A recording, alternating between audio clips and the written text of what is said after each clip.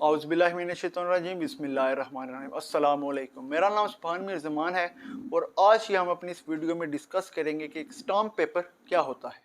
Stamp paper basically government of Pakistan की तरफ से एक रेवेन्यू जनरेट करने का ज़रिया है और ये सिर्फ गवर्नमेंट ऑफ पाकिस्तान की तरफ से नहीं है बल्कि और भी बहुत सी कंट्रीज़ हैं जो स्टाम्प पेपर के ज़रिए अपना रेवेन्यू जनरेट करती हैं। ये एक पीस ऑफ पेपर है जिसके ऊपर गवर्नमेंट की स्टाम्प होती है, इसीलिए इसको हम स्टाम्प पेपर कहते हैं। स्टाम्प पेपर एक लीगल पेपर या इसको हम एक लीगल डॉक्यूमेंट भी कह सकते हैं क्योंकि इसको बाद में कानूनी कार्रवाई में भी अमल में लाया जा सकता है और ये as a proof as a evidence भी काम करता है। अब देखा जाए तो इसके डिफरेंट नाम है। स्टाम्प पेपर इसको स्टाम्प भी कहते हैं और अगर हम कचहरी वगैरह में देखें, डीसी ऑफिस के बाहर देखें तो इसको फरोख्तकारी होते हैं और इसका नाम ज़्यादातर लिया जाता है अस्टाम्प। तो इसको अस्टाम्प फरोश के ज़रिए भी इसको बेच रहे होते हैं। सो इसके डिफरेंट नाम है तो ये लेकिन चीज़ एक ही है। दरअसल इसकी दो टाइप्स हैं तो हम उन पे बाद में बात करेंगे, लेकिन मैं मेन चीज़ बताना चाहूँगा कि इस स्टाम्प पेपर पे जब भी कोई चीज़ लिखी जाती है तो वो एक कानूनी हैसियत इख्तियार कर लेती है। इसी वजह से जब इस पर कोई चीज़ रिटन डाउन होती है तो वो एक लीगलाइज चीज़ हो जाती है और बाद में उसको अगर आप एज अ एविडेंस या कानूनी कार्रवाई में उसको अमल में लाना चाहें तो वो भी ला सकते हैं। तो ये एक चीज़ जो होती है स्टाम्प पेपर, ये बाद में आपका एज अ एविडेंस एक प्रूफ के तौर पे भी काम करता है। अब स्टाम्प पेपर की दो मेन इकसाम है, एक होता है जुडिशल स्टाम्प पेपर और दूसरा होता है non judicial stamp paper. Judicial stamp paper जो होता है वो यूज़ होता है एज अ कोर्ट फ़ी। अब जब आप एक कोर्ट में केस दायर करते हैं तो उसकी ज़रूर एक फ़ी होती है, लेकिन मैं आपको बताता चलूँ कि कोर्ट जो होती है वो कभी भी कैश के ज़रिए फ़ी नहीं लेती। सो इसी वजह से जो स्टाम्प है ये एज अ फ़ी पेयर काम करता है कोर्ट के लिए।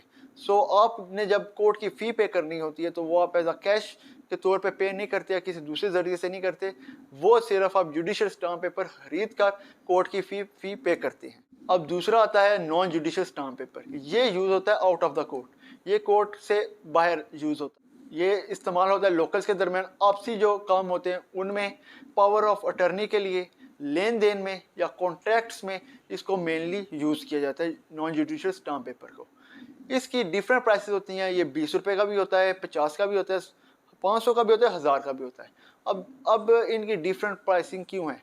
अब फॉर एग्जांपल हम बात करें बयान हल्फी की, जो आम छोटी मोटी चीज़ होती है, पावर ऑफ अटर्नी की, तो इसके लिए आप 20 रुपये या 50 रुपये का जो स्टाम्प पेपर है वो इस्तेमाल कर सकते हैं। लेकिन जब हम कोई कॉन्ट्रैक्ट की बात करते हैं कि बड़ा लेन देन हो रहा है, ज़्यादा पैसों का, लाखों करोड़ों की बात हो रही है, तो उसमें 20 या 50 रुपये का स्टाम्प पेपर इस्तेमाल करने का कोई तुक नहीं बनता। इसलिए उसके लिए आपको 500 या 1000 वाला स्टाम्प पेपर अमल में लाना चाहिए, क्योंकि वो बड़ी रकम होती है तो स्टाम्प पेपर भी आपका कीमती होना चाहिए। अब एक और आखिर में मैं एक इम्पोर्टेंट बात करना चाहता हूँ कि जब आपने स्टाम्प पेपर पे कोई चीज़ रिटन डाउन कर ली, वो तो आपने उसको एक चीज़ को लीगलाइज कर लिया, लेकिन जब आप ये स्टाम्प तैयार करवा लें तो आप उसको उसकी रजिस्ट्रेशन ज़रूर करवाएं मुतलका इदारे से, क्योंकि अगर कल को आपका स्टाम्प पेपर कहीं गुम जाता है तो आप उस मुतलका इदारे से उसको दोबारा जनरेट करवा सकते हैं।